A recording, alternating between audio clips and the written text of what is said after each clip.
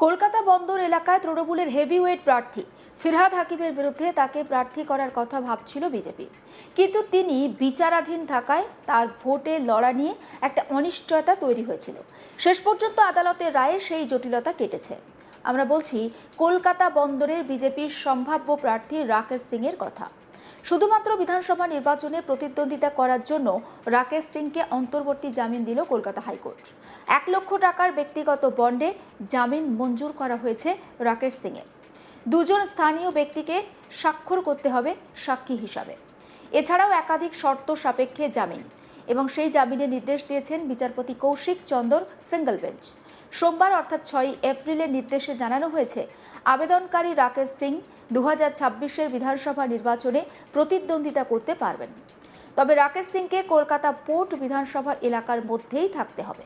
তিনি শুধুমাত্র মনোনয়ন জমা করার জন্য বা রিটার্নিং অফিসারের সঙ্গে সাক্ষাৎ করার জন্য বেরোতে পারবেন।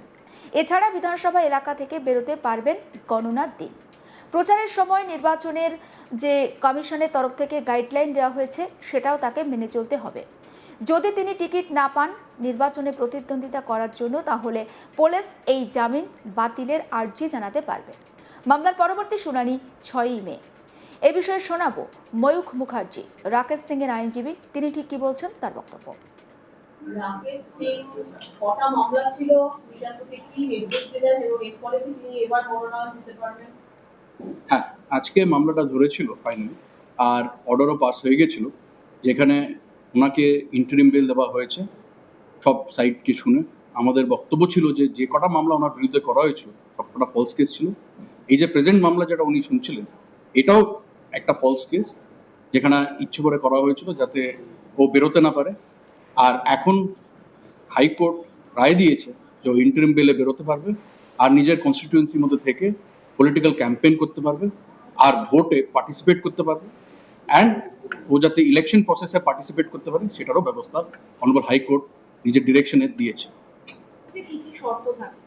ওনাকে 1 লাখ বন্ডে ছাড়া হয়েছে, আর তার সাথে সাথে বলা হয়েছে যে উনি ওনার কলকাতা পোর্ট কনস্টিটিউয়েন্সি বাইরে যাবেন না, যেখানে ওনাকে প্রপোজ ক্যান্ডিডেট হিসেবে কথা হচ্ছে। আর ওনা বলেছে যে উনি ওইখানেই ক্যান্ডিডেটরে থাকবেন আর ওইখানে পলিটিক্যাল ক্যাম্পেইনে পার্টিসিপেট করবেন। আর যদি কোনো নমিনেশন প্রসেস ওনাকে যেতে হয় তাহলে উনি সার্ভে বিল্ডিংয়ে যেতে পারেন, এছাড়া কিছু নেই। কলকাতা পোর্ট অর্থাৎ বন্দর এলাকা থেকে বিজেপির প্রার্থী হতে পারেন রাকেশ সিং। এই বিধানসভা কেন্দ্র ছাড়া বাকি সমস্ত জায়গায় ইতিমধ্যে প্রার্থীদের নাম ঘোষণা করে দিয়েছে বিজেপি। রাকেশ সিং যেহেতু নির্বাচনে প্রতিদ্বন্দ্বিতা করার জন্য জামিন চাইছেন, তাই তার অন্তর্বর্তী জামিন মঞ্জুর করেছে কলকাতা হাইকোর্ট। অবশ্য আপনাদের মনে থাকবে 2025-এর অক্টোবর মাসে খুনের হুমকির অভিযোগে 109 ধারায় তাকে গ্রেপ্তার করে পুলিশ, আর সেই থেকেই জেলবন্দি রয়েছেন রাকেশ সিং। কসবার একটি বহুতলে রাকেশ সিং এর একটি ফ্ল্যাট রয়েছে, 4 তলা তার সেই ফ্ল্যাট। এদিকে 3 তলায় ওই বহুতলের একটি ফ্ল্যাট জবরদখল করে রাখার অভিযোগ রয়েছে তার বিরুদ্ধে। এই সমস্ত বিষয়টা নিয়ে আমার কলিগ মানুষ নস্কর তার রিপোর্টে কি তুলে ধরেছেন আসুন দেখাই। কলকাতা হাইকোর্টে বড় স্বস্তি পেলেন বিজেপি নেতা রাকেশ সিং। কসবা থানার একটি মামলায় কলকাতা হাইকোর্ট থেকে অন্তর্বর্তী জামিন পেলেন রাকেশ সিং। গত অক্টোবর মাসে কসবা থানার মামলায় পুলিশ তাকে গ্রেপ্তার করেছিল, সেই থেকে জেলবন্দি ছিলেন।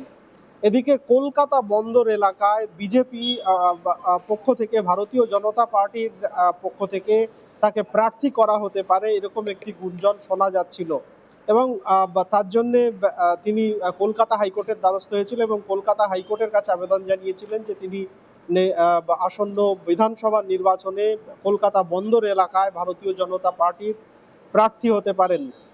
সেই জন্য কলকাতা হাইকোর্টের বিচারপতি কৌশিক চন্দ্র তাকে শর্ত সাপেক্ষে তার জামিন মঞ্জুর করেছে। জামিনের শর্ত হিসেবে বলা হয়েছে 1 লক্ষ টাকার ব্যক্তিগত বন্ড জমা রাখতে হবে। এছাড়াও স্থানীয় এলাকার 2জন বাসিন্দার স্বাক্ষর লাগবে তার জামিনের শর্ত হিসেবে। পাশাপাশি তাকে জানানো হয়েছে তিনি বন্দর এলাকার বাইরে যেতে পারবেন না।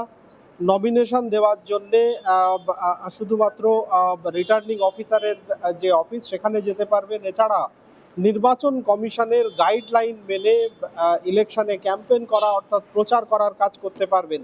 পাশাপাশি ভোটের যেদিন ফলাফল বেরোবে মে মাসের 4 তারিখ, সেদিন তিনি সেই যে কেন্দ্রে ফলাফল ঘোষণা হবে সেখানে যেতে পারবেন। এর বাইরে বন্দর এলাকার বাইরে তার যাওয়ার উপরে নিষেধাজ্ঞা আরোপ করেছেন বিচারপতি কৌশিক চন্দ্র। প্রসঙ্গত গত বছর অক্টোবর মাসে কসবার একটি ফ্ল্যাটে জোর করে জবরদখল করে রাখা এবং ফ্ল্যাটের বাসিন্দাদের হুমকি দেওয়া, অ্যাটেম্প টু মার্ডারের অভিযোগ দায়ের হয় তার বিরুদ্ধে এবং বন্দুকের বাঁট দিয়ে মারা হয়। দলবল নিয়ে আগ্নেয়াস্ত্র নিয়ে গিয়ে তিনি ওই বাসিন্দাদের হুমকি দেন বলে অভিযোগ ওঠে। সেই অভিযোগে তাকে গ্রেপ্তার করে পুলিশ। তার আগে কংগ্রেস বিধান ভবনে ঝামেলার ঘটনায় তাকে পুলিশ গ্রেপ্তার করেছিল, যদিও শিয়ালদা আদালত থেকে তিনি জামিন পেয়েছিলেন। রাকেশ সিং এর বিরুদ্ধে ৮০টির বেশি বিভিন্ন ধারায় অভিযোগ রয়েছে, যদিও সেইগুলো গুরুতর অভিযোগ নয়। এর আগে গত সপ্তাহে হেয়ার স্ট্রিট থানার একটি বাড়ি জবরদখল করে রাখার অভিযোগের তার বিরুদ্ধে এফআইআর দায়ের হয়েছিল। সেই এফআইআর খারিজের দাবিতে তিনি কলকাতা হাইকোর্টে বিচারপতি জয় সেনগুপ্তর এজলাসে মামলা করেছিলেন এবং বিচারপতি জয় সেনগুপ্ত তার আগাম জামিন মঞ্জুর করেছিল। ফলে সেই মামলাতেও তিনি স্বস্তি পেয়েছিলেন। পাশাপাশি বিধানসভা নির্বাচনে ভারতীয় জনতা পার্টির প্রার্থী হতে পারেন এরকম গুঞ্জন দীর্ঘদিন ধরে শোনা যাচ্ছিল এবং ভারতীয় জনতা পার্টি এখনো পর্যন্ত যে প্রার্থী ঘোষণা করেছে সেখানে যা এখনো পর্যন্ত খবর তাতে বিজেপির পক্ষ থেকে একটি মাত্র আসনেই প্রার্থী ঘোষণা করা বাকি রয়েছে এবং সেই আসনটি কলকাতা বন্দর এলাকা, যেখানে তৃণমূলের পক্ষ থেকে আমরা জানি যে ফিরহাদ হাকিম যে কেন্দ্র থেকে প্রার্থী হয়েছেন, সেখানেই আসন্ন নির্বাচনে তাকে প্রার্থী করতে পারে, তিনি প্রার্থী হতে পারেন এইরকমই তার আর্জি ছিল কলকাতা হাইকোর্টের কাছে। বিচারপতি কৌশিক চন্দ্র সমস্ত বক্তব্য শোনার পর দেখার পর তাকে শর্ত সাপেক্ষে শুধুমাত্র নির্বাচনে প্রতিদ্বন্দ্বিতা করার জন্যই এই অনুমতি দেওয়া হচ্ছে বলে বিচারপতি চন্দ্র জানিয়েছেন এবং শর্ত সাপেক্ষে তাকে জামিন মঞ্জুর করা হয়েছে। ১ লক্ষ টাকার ব্যক্তিগত বন্ডে তার জামিন মঞ্জুর করেছেন বিচারপতি। পাশাপাশি ৬ মে অর্থাৎ ঠিক নির্বাচন শেষ হওয়ার পরপরই এই মামলা শুনানির জন্য রাখা হয়েছে। পাশাপাশি তিনি যদি নির্বাচনে প্রার্থী না হন, কলকাতা বন্দর এলাকা থেকে যদি ভারতীয় জনতা পার্টির প্রার্থী করা হবে বলে যে তিনি দাবি বা আর্জি জানিয়েছিলেন আদালতের কাছে, সেটা যদি সত্য না হয়, তিনি যদি প্রার্থী না হয়ে থাকেন, তাহলে পুলিশ নতুন করে তার বিরুদ্ধে তদন্ত করা বা তার বিরুদ্ধে অভিযোগ দায়ের করতে পারে এবং এই যে জামিন যেটা আদালত মঞ্জুর করেছে সেই জামিন খারিজের আবেদনও বা পুলিশের পক্ষ থেকে করা বা করতে পারে বা পুলিশের সেই অনুমতি দিয়েছেন বিচারপতি কৌশিক চন্দ্র।